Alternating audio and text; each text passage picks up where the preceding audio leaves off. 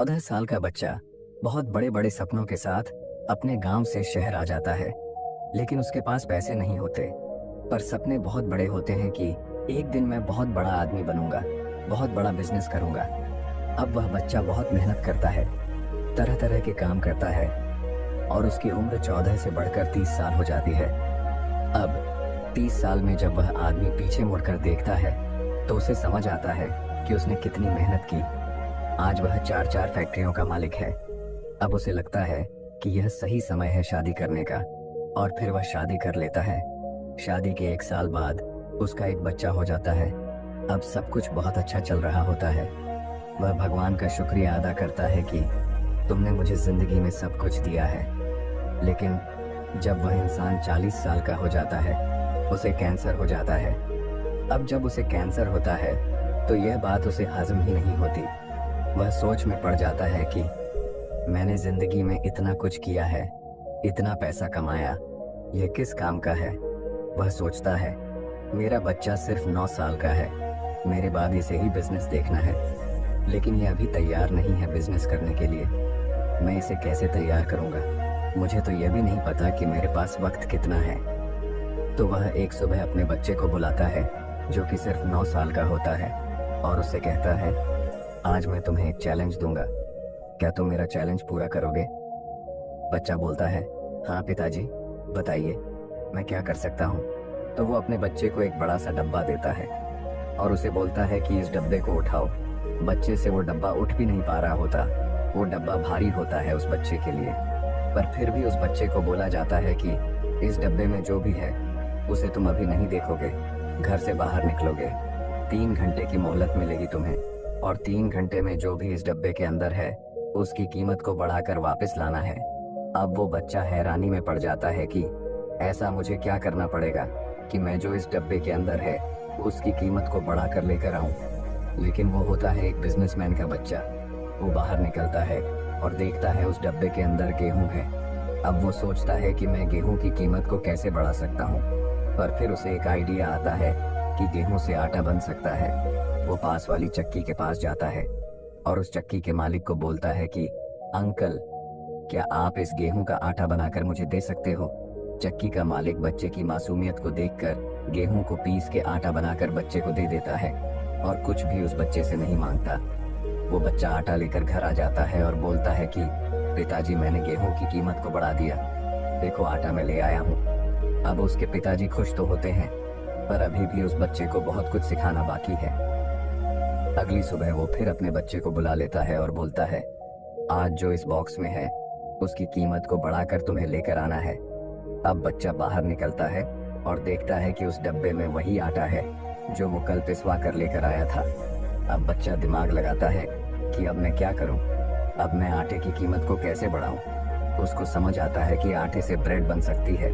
तो वो पास वाली बेकरी के पास चला जाता है और बेकरी के मालिक से बोलता है कि मेरे पास आटा है, क्या आप इसकी ब्रेड बनाकर मुझे दे दोगे? वो बोलता है कि मुझे सारी ब्रेड नहीं चाहिए, आप ब्रेड बना रहे हो, आधी ब्रेड आप रख लो, आधी मुझे दे दो, मेरा आटा काम आ जाएगा आपके। वो बेकरी का मालिक भी उस बच्चे की इस मासूमियत को देखकर उसे ब्रेड बनाकर दे देता है। वो बच्चा वो आधी ब्रेड की पैकेट को घर ले आता है। अब ब्रेड के 8 पैकेट मिलते हैं उस बच्चे को। ये देखकर उसके पिताजी खुश होते हैं कि बच्चा आटे की ब्रेड बना के ले आया, बहुत बढ़िया। पर फिर भी उसके पिताजी को लगता है कि अभी भी उस बच्चे को बहुत कुछ सिखाना बाकी है। अब उसके पिताजी उसे बोलते हैं कि आज की सुबह फिर से मैं तुम्हें एक चैलेंज दे रहा हूँ, लेकिन आज सिर्फ तुझे कीमत को बढ़ाकर लेकर नहीं आना, कीमत को कम से कम 5 गुना करके आना है। तब उसके पिताजी उसे ब्रेड के 4 पैकेट देते हैं और बोलते, तुझे इनकी कीमत 5 गुना बढ़ाकर लेकर आनी है। अब वो बच्चा घर से निकलता है और फिर दिमाग चलता है कि मैं क्या कर सकता हूँ। फिर उसे समझ आता है कि ब्रेड के सैंडविच बन सकते हैं। तब वो पास वाले रेस्टोरेंट मालिक को रिक्वेस्ट करता है कि क्या आप मुझे इस ब्रेड से सैंडविच बना के दे सकते हो? मुझे सारी ब्रेड नहीं चाहिए, 4 पैकेट हैं, सारे आप रख लो, मुझे सिर्फ 4 सैंडविच बना के दे दो जिसमें 8 ब्रेड लगेंगी। ये रेस्टोरेंट का मालिक भी बच्चे की मासूमियत देखकर उसे 4 सैंडविच बनाकर दे देता है।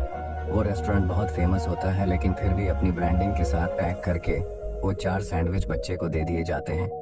बच्चा घर आता है और अपने पिताजी को बोलता है कि जो ब्रेड आपने दी थी 4 पैकेट, वो तो कुछ 100 रुपए की थी, पर अब मैं 4 सैंडविच बनवा करके लेके आया हूँ और इस रेस्टोरेंट का एक सैंडविच 200 रुपए का है, तो ये 4 सैंडविच 800 रुपए के हो गए। तो 100 रुपए की ब्रेड को मैंने 800 रुपए का कर दिया।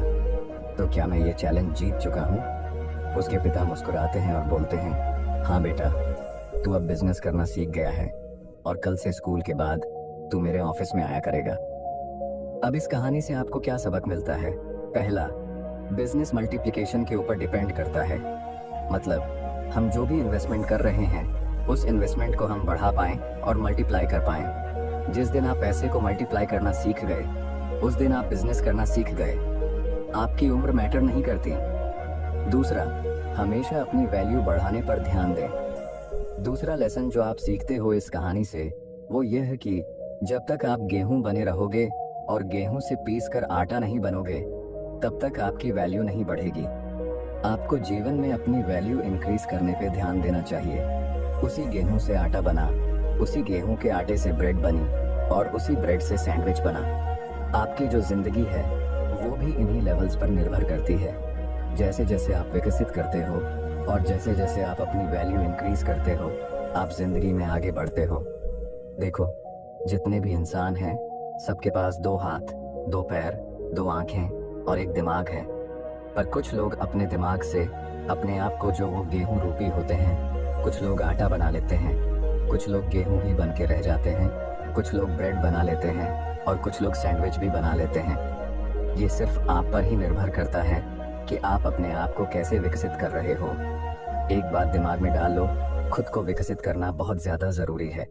वक्त के साथ बदलना बहुत ज़रूरी है और अगर आप बदलना चाहते हो तो उसकी शुरुआत आज से करो, नई स्किल्स को सीख कर। हम आशा करते हैं कि आपको यह वीडियो पसंद आई होगी, तो इसे अपने दोस्तों